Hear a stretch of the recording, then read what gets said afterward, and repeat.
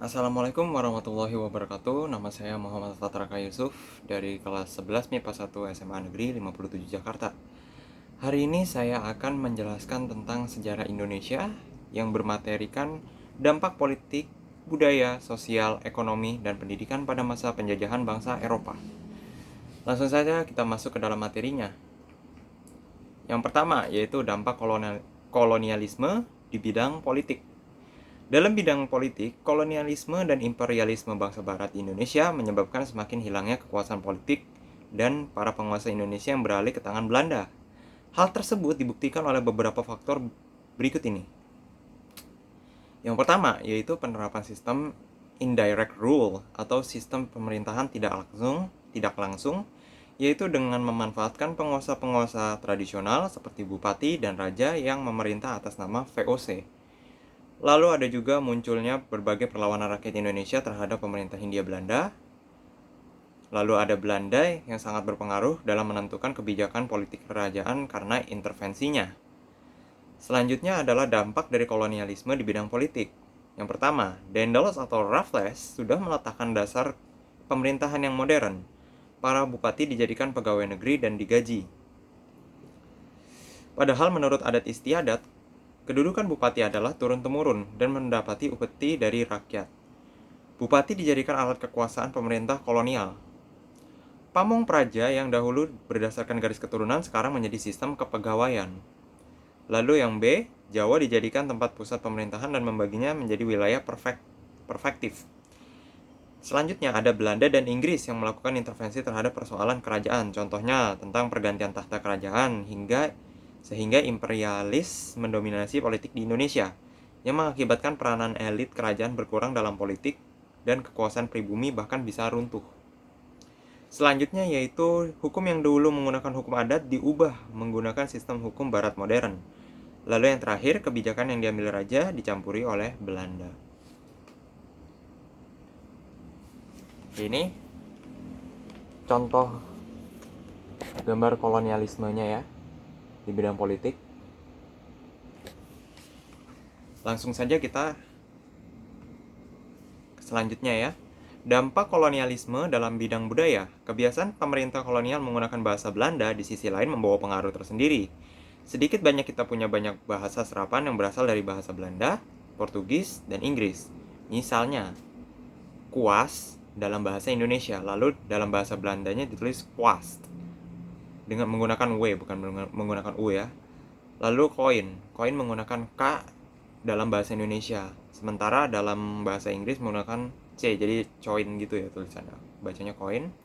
Lalu Portugis, nah Portugis lumayan banyak nih. Di sini ada sepatu dari bahasa Indonesia, lalu ditulis menjadi apa itu, sebentar nggak kelihatan. Ditulis menjadi sapatos. Nah, selain kosakata, ternyata kedatangan bangsa Eropa juga mengenalkan berbagai hal baru ke bangsa kita. Misalnya, kita jadi tahu berbagai alat musik internasional ataupun tarian seperti dansa. Sayangnya, kedatangan kolonial memperburuk sosial budaya kita. Adanya Belanda membuat kita terbiasa hidup dalam kotak-kotak masyarakat. Mereka dengan sengaja membuat kasta antar golongan.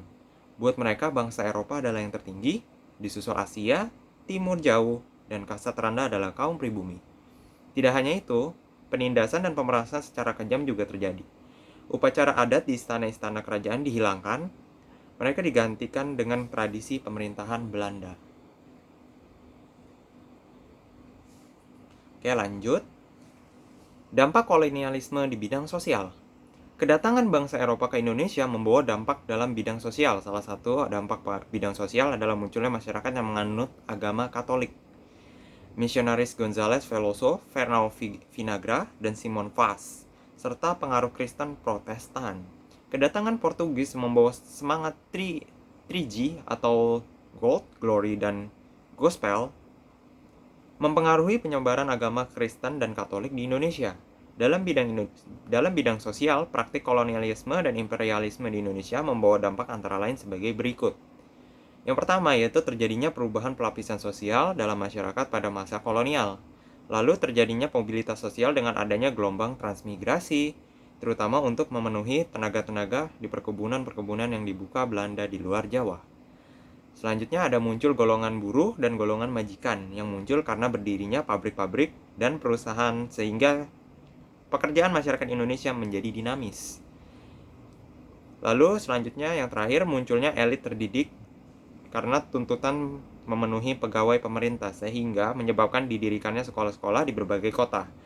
Hal ini mendorong lahirnya elit terdidik atau priai kecendekiawan di perkotaan, walaupun jumlah mereka sedikit tetapi sangat berperan dalam perkembangan pergerakan selanjutnya. Baik, ini contoh gambar dalam dampak kolonialisme sosial. Kelihatan ya? Lalu selanjutnya kita masuk ke dalam dampak kolonialisme di bidang ekonomi. Dampak kolonialisme dan imperialisme di bidang ekonomi yang dilakukan oleh pemerintah kolonial bangsa barat terhadap rakyat di Indonesia membawa dampak, diantaranya sebagai berikut. Nanti dulu saya perbesar dulu nih ya.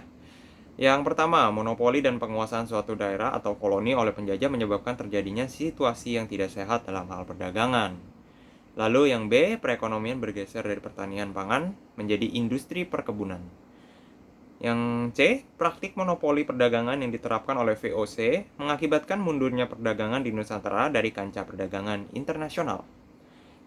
Lalu yang selanjutnya, dalam mengeksploitasi tanah, jajahan VOC memanfaatkan para penguasa tradisional, menerapkan sistem indirect rule dalam penyerahan wajib hasil bumi dan pemungutan pajak hasil bumi. Dan yang terakhir, penerapan sistem tanam paksa menyebabkan rakyat Indonesia mengenal jenis tanaman baru. Munculnya pedagang-pedagang perantara dalam perdagangan internasional yang dipegang oleh orang timur asing, sedangkan bangsa Indonesia hanya sebagai pengecer. Nah, perlawanan Indonesia karena ekonomi yang pertama ada di Demak. Tahun 1512, Raden Patah yang mengirim Pati Unus untuk menyerang Portugis di Melaka, tapi gagal. Mereka pun memantau aktivitas kapal datang Portugis.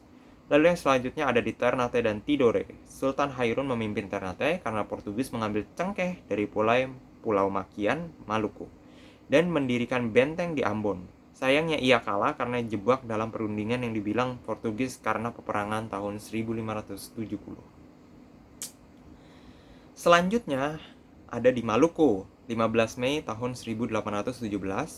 Maluku menyerang pos Belanda di pelabuhan Porto. Penyebabnya adalah beredarnya uang kertas, permintaan ikan asin dengan kopi dan garam, lalu permintaan bahan bangunan, kerja paksa, dan pemaksaan penanam pala. Lalu kita masuk lagi ke dalam dampak kolonialisme dalam bidang pendidikan. Sebentar, saya perbesar. Di bidang pendidikan, pemerintah kolonial berhasil memanfaatkan rakyat kita untuk dijadikan pegawai administrasi yang terdidik, terampil, tapi dihargai murah. Lalu, secara pendidikan formal, Belanda juga menyusun kurikulum pengajarannya sendiri sampai abad ke-19. Makanya, ada kecenderungan politik dan kebudayaan yang dimasukkan melalui pendidikan. Masalahnya, akses untuk pendidikan ini dibatasi oleh mereka. Belanda lagi-lagi membuat sekat dan kasta karena mereka takut kalau rakyat kita terlalu pintar. Kita bisa bersatu untuk menggulingkan kekuasaan mereka. Makanya hanya orang-orang yang berada yang bisa masuk. Seperti keturunan raja, bangsawan, dan pengusaha kaya. Nih, contohnya sekolah zaman Belanda akhir abad 19 sampai 20.